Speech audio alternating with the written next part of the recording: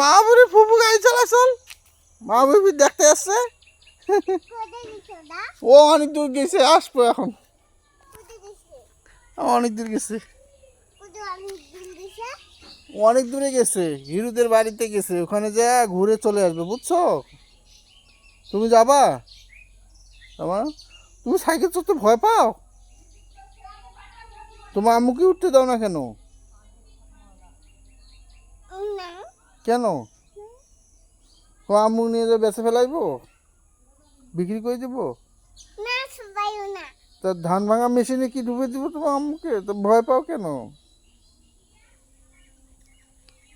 ফরিদাকে কি ধান ভাঙা মেশিনে ঢুকে দিব তোমার ফুপি নিয়ে যায়? এই ফুপি আসতেছে, আসো আসো দেখি, এই তোমার ফুপি আসতেছে।